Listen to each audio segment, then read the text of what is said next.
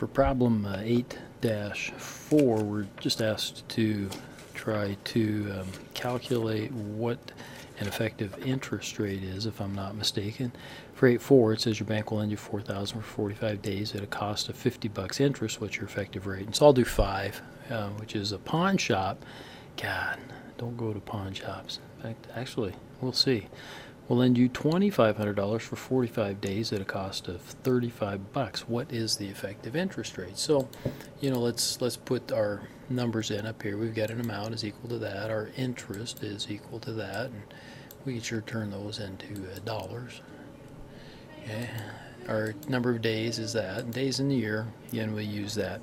And I went back and I looked at the bottom, towards the bottom of page 233. It gives the effective rate is equal to the interest divided by the principal times the days in the year divided by the number of days outstanding. And so I kind of did it, broke it up.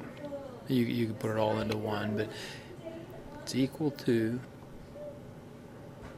the interest divided by the total principal amount. Okay, so that's that part. And then it says the days in the year divided by the days outstanding, which is that 45 days.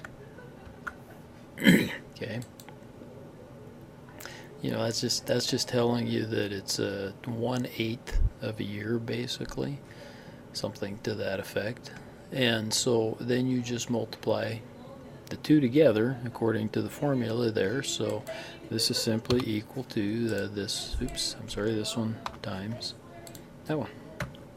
There you go, 11.2%. Now, probably be a good time to turn off the video, but if you want to hear how I used to do it at the bank, because I don't know why, for whatever reason, it's kind of how I made sense of it. I used to calculate how much interest I would pay per day.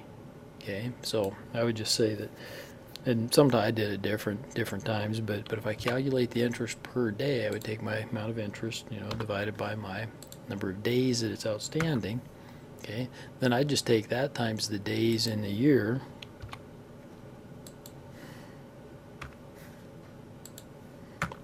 Okay, so that's the total interest I would pay, right, if I had it for a year. Okay, of course I didn't, and then I would just simply take that. Oops, yeah, let's escape there, get out of there. Then you would simply take that and divide it by your principal, and that would tell you what your effective rate is for a full year. Basically, you're just saying I'm going to convert this to make it seem like it's a full year long, and calculate then what my rate would be, and it gives us the same answer.